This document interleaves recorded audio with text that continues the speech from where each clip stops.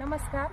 आज मी सहाय्यक कृषी अधिकारी श्रीमती यादव आपण मौजे वाशी तालुका वाशी येथे प्रगतशील शेतकरी श्री शिवाजी जनार्दन कवडे यांच्या शेतामध्ये आलेलो आहोत.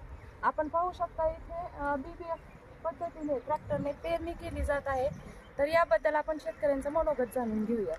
नमस्ते. नमस्कार मॅडम, आपण आल्याबद्दल पहिलं आपलं स्वागत आहे आमच्याकडे. तर BBF मी 4 वर्षापासून करतो. 4 आता ही 5वं वर्ष आणि साधारण 3.5-4 एकरमध्ये करतो मी हे BBF. तर प्रामुख्याने BBFचे फायदे म्हणजे BBFच्या 4 सऱ्यामध्ये ऑक्सिजन भरपूर प्रमाणात झाडाला मिळतो. जसं आपण एखादं बांधावरलं झाड पाहतो की त्याला भरपूर शेंगा असतात, परंतु मधल्या झाडाला शेंगा नसतात. म्हणून हा संदर्भ घेऊन दोन्ही बाजूनी सऱ्या असल्यामुळे दोन्ही बाजूनी झाडांना ऑक्सिजन मिळतो. हा एक महत्त्वाचा फायदा आहे. त्यानंतर दुसरा फायदा असा की पाऊस जास्त झाला तर पाणी त्या सरीवाटे स्पर्क्युलेट होतं आणि झाडाला इजा होत नाही, पाण्यात झाड राहत नाही.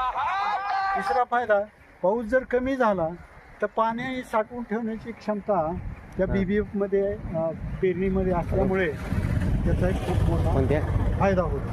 त्याच्यात नंतर पुढचा फायदा म्हणजे उत्पन्नाला. इतर उत्पन्नापेक्षा BBFचे उत्पन्न 1.5 पटीने माझ्या माहितीने जास्त मिळतं. मी जर दुसऱ्याचं साधं पेरून पण पाहिलं, 5 वर्षापूर्वी मी साधं पेरत होतो तर 8 किंवा 9 क्विंटलच्या पुढं मला कधी एकरी उतार आला नाही. परंतु हे BBF केल्यापासून मला 15-16 क्विंटल खास उतार येतो. त्याची माझ्याकडे पावती म्हणलं तरी पावती पण देऊ शकतो, तेवढंच माल दिलेला घातलेला. अगर रानसुद्धा त्या पद्धतीने हे BBFचे भरपूर फायदे.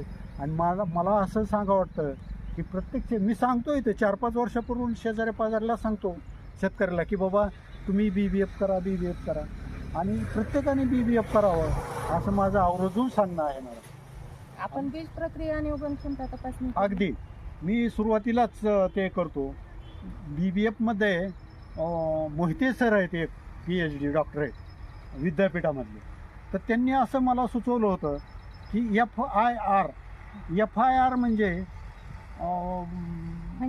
फंगीसाईड, इन्सेक्टिसाईड आणि रायझोबियम. हे FIRचं ते फॉर्म्युला असल्यामुळं FIR जर केला बियाचा तर ते बी आपलासुद्धा FIR करतं पुढं चालून. 15-20 दिवस त्याला कसली इजा होत नाही आणि त्या पद्धतीनं BBFमुळे हे होतं. बीज प्रक्रिया करणं अगदी अति महत्त्वाचं आहे. साधं महत्त्वाचं नाही तर अति महत्त्वाचं आहे बीज प्रक्रिया.